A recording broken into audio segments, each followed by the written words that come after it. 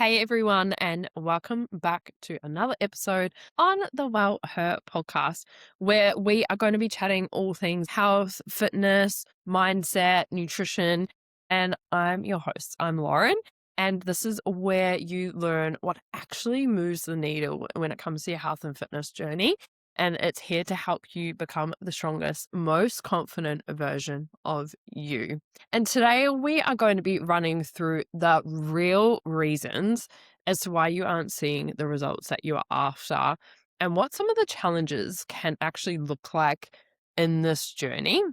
Now, I see these all the time, and it's a lot of the frustrations that when my clients first start working with me, they come with this experience. So, this is all firsthand. I've experienced it myself as well. So, I am speaking not from just like a coach perspective, but also a personal experience. Let's get into some of what these challenges look like. Now, challenge number one, it's constantly chasing fat loss or weight loss. Now, I find a lot of the time, especially with previous diet culture, we have always been told to go into a calorie deficit, like eat less, move more, that type of thing. But sometimes I find if you have constantly had that as your goal, you haven't supported your body enough to feel safe, to build muscle, to do the things to actually give you enough energy to achieve the goals that you are after. So I find a lot of the time females come to me on super low calories. They don't have an understanding of calories, macros, portion sizes even. So they're lacking that nutritional literacy. Maintenance calories, and I'm going to explain this so simple, is the fact that you are getting in enough energy, so energy being fuel, to fuel your body to do what it needs to do. When we think about what a body has to do, it has to think about having a thought, taking a breath, keeping our heart pumping as we're doing things day to day. Like when we're asleep, our body still needs fuel and it burns calories at rest. So we're essentially putting in what our body needs to survive, and then we're expending that energy. So that's the simplest form, okay, without getting too technical. When we spend enough time maintenance calories, our body then feels safe. So you start to feel better. You have more energy to do things. You don't have that brain fog anymore. And your body actually has a chance to build some muscle. Now, when we think about building muscle, this is normally what people want in regards to being toned. Okay. So toned is that marketing word that has been thrown around for as long as I can remember. But essentially what that means is you've built muscle, and that's how you've got that definition there. Now, the really cool thing about muscle and building muscle is the fact that, yes, it's going to support females down the long-term route for health reasons, but it also burns more energy at rest. So when we think about wanting to lose weight or lose fat, it's a good thing to have some muscle on your body to then support that. We want to think about the fact of having a period of time where we spend at maintenance calories to really fuel yourself, to feel good, to then also give you a chance to spend the time to actually understand nutrition and getting that nutritional literacy. This is going to serve you long term down the road than what it is trying to get into an 8-week challenge and absolutely smash yourself and then pile everything back on of what you've just worked off in that 8-week challenge. So give yourself a long-term goal here, not a short-term one. Set yourself up to win and actually understand nutrition. Because I feel like a lot of the time, yes, we were taught things, the food pyramid and, little bits and pieces about nutrition when we were at school around my age. And it may be a little bit more for the younger generations now. But I didn't remember that being like, I didn't understand that at all. I didn't care. I just wanted food and I didn't care where it came from. I think if you spend a period of time actually understanding nutrition and getting the education behind it, supporting your body versus trying to constantly chase low calories and constantly trying to chase weight loss or fat loss, you're going to be better off here. And this is where you'll actually see some changes happen. The next challenge that this leads me into, just speaking about nutrition, is not eating enough protein, but actually consuming too much protein. Now, I found that eating protein became the new calorie deficit on social media. It it just became huge, and everyone was talking about how you need to increase your protein, all this type of stuff, and it's almost been like rammed down our throats. And I remember this reel, and I'm gonna butcher this, but I remember this reel saying something along the lines of like you've been more pressured to eat protein in your adult life than what you were to do drugs being a teenager in high school. It's so true in that regard. And I've actually found that we now are probably going in the opposite direction. So, yes, I found people were lacking in protein, but now we're at a point where it's almost like we're over consuming it because we just don't know what is a good amount of protein to eat. And there's so much misinformation out there. So, yes, protein is important, but we want to really think about the fact of when we're eating protein, we want to be hitting around like 1.6, 1.8 to 2.2 grams per kilo of body weight. Now, 2.2 is actually really high, and it is on the higher end of things depending on what your goal is. I find, to be honest, you don't really need to sit on much more than 1.8 in that regard with protein, because I find 2.2 grams of like per kilo of body weight, depending on what your weight is at the moment, like that's actually excessive. So you want to think about the fact of you don't necessarily want to take the body weight that you are now. You want to take the body weight that you roughly want to be, or where you want to be at, depending on what your goal is, right? So that's what you want to think about. And like I said, 2.2 grams per kilo body weight is quite excessive. Now, if you are finding that you are trying to overconsume probably like 140 grams worth of protein as a female, I'm going to say this is excessive and you don't need to be consuming that much protein. I've had clients come to me that are trying to consume like 180 grams worth of protein, or I've had conversations with people about trying to do 160, 180 grams of protein as a woman. And you genuinely just don't need that much, regardless of what stage of life you're in. And I find there is so much information out there these days in regards to like perimenopause and menopause and things like that, where it's talking about protein. If you're already having a focus on protein, you don't need to overly increase that amount of protein because of the social media content you are consuming. You don't need that. If you're hitting 100 plus grams of protein, I'm going to say you're good. Like, you are good. You just don't need to eat that much. And it's excessively high if you're trying to hit over that. The next thing is program hopping. Now, to this day, I still see people not using a structured training program. They are jumping from exercise to exercise. There's no real thought progression or customization to their training program. And it's changing every couple of weeks. It's not even spending 6 weeks to 8 weeks doing your training program. I mean, in all honesty, you can spend 12 plus weeks doing the same program if you needed to, or if you wanted to.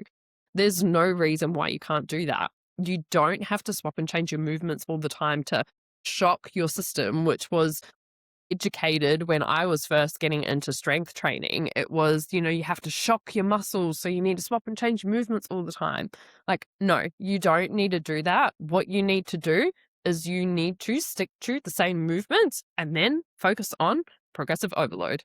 Now, progressive overload is where we're focusing on good form, progressing in weights, progressing in your reps, or even increasing your sets. So that is one way that we are going to see progression and actually see muscle growth and body changes here. But with that though, the only way that you can tell if you're focusing on progressive overload is by tracking your reps, your sets, or your weights. And if you are constantly using the same weight, you just aren't doing yourself justice here. We want to be making sure that we have that progressive overload to make those results happen. You want to spend a good length of time doing the program that you're doing, focusing on progressive overload, and just don't chase the shiny object or the new movement that you've seen on social media that this person sees is really cool. Like, I think I saw a movement that was something around the lines of like a ballerina squat or something. I just don't think it's necessary. Just do the basics, do the fundamentals, and you will actually see the results. So like I said, progressive overload, tracking your data in the gym, and you will see the results there. Now, I do find that a lot of the time that people aren't necessarily training with intensity. And I used to see this all the time in my PT sessions with my clients. As soon as a movement starts to get hard or you feel a little bit uncomfortable, so let's say like you get that muscular burn type sensation, or you get a little bit intimidated by the weight, this is when people will stop. They won't go any further. But the fact is we do want to try and get closer to failure in our reps. And I find that this is a really, really hard thing to actually teach and for you to actually understand and coach yourself through when you are close to failure. And I get it. I totally get it. So when we think about our last few reps, we want these to be hard. We want these to be a challenge. I like to use the gauge in my brain of we've got 1 to 2 reps left in the tank. Okay. Now, depending on the movements, like if you're doing a compound movement, you really want to make sure that your form is like pretty damn good. You want that all to be pretty tight because there's a lot of things that go into it. But I also do find if you have a couple of ugly reps, and when I say ugly, like I use that term very like broadly, you want to think about your form drops ever so slightly, like you're not in the risk of injury. Those last 1 to 2 reps can be a bit ugly in form. And that means that it's a struggle, right? Like form's still holding, but it's a struggle. Now, if you can get to the end of your prescribed rep range that you've got and you know you have more in the tank, you need to go up in weight. And that's a really good way to think about if you're starting a new movement, for example. If you find that you pick up a 5 kilo weight to do whatever movement and you get to the end of the 12th rep and you're just like, oh, this is easy. Grab the 6, grab the 7. That's okay to test and try things out. Not everyone's got to know what weight to start off with, but do a little bit of a test, see how heavy it is, gauge it, and then you've got to be able to go from there. So think about having 1 to 2 reps left in the tank.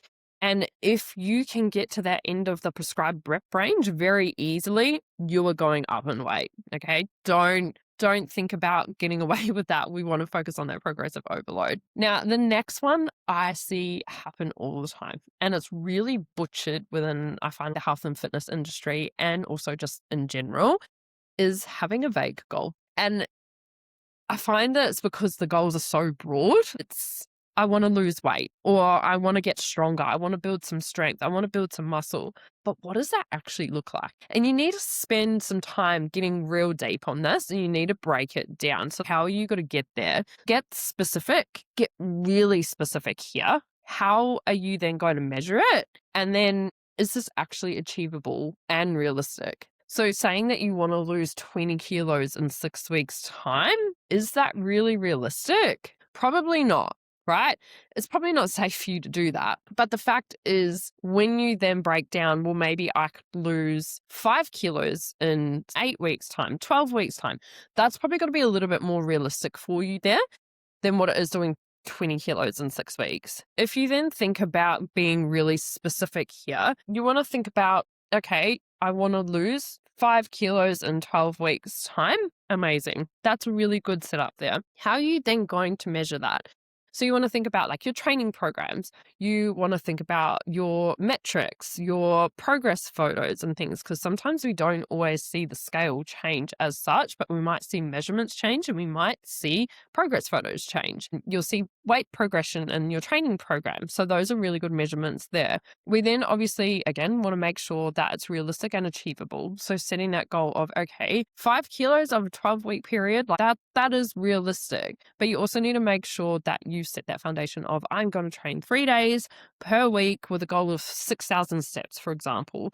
You don't want to be doing 10,000 steps trying to do 6 sessions a week if you've never stepped foot in the gym and you don't do 3,000 steps. Why are you going to do that? No, make it achievable. 2 to 3 sessions a week, 6,000 steps. So you know that you have to get in a bit of a walk and you need to move a little bit more.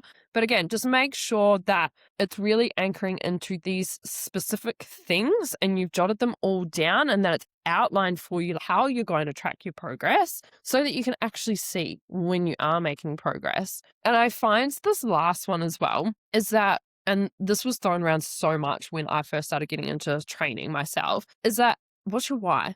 Why are you doing this in the first place? You do need to get deeper. You do need to anchor into the fact of, well, I'm doing this because I want to show my daughters that I'm strong and I am capable of doing all of this and that I'm a mum that puts myself first. Or I'm doing this because I want to be a better coach. I'm doing this because I want to be a better partner, friend, whatever it might be.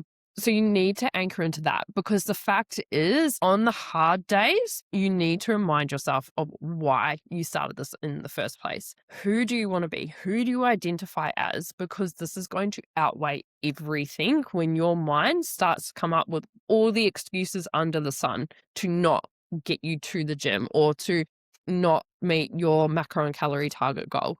So you need to really anchor into that whilst also thinking about all the other parts of that goal. And the last one is just having unrealistic expectations. So I find in this day and age, and I'm definitely not saying that I am immune to this at all, but instant gratification is a thing. We want everything now. And I think in the day and age of social media, this is so real. And we also have things like Uber Eats, Amazon deliveries. We can get everything at our fingertips. And whilst that is an absolute blessing, it's also a real curse, if I'm being honest. I find in the coaching space, real results, real tangible, long-term results take at least 12 months within the coaching space. And to be honest, when I first get a client on board, I'm really honest with them about that. And I normally even say that they need to double that, right? Like it normally takes like 12 to 24 months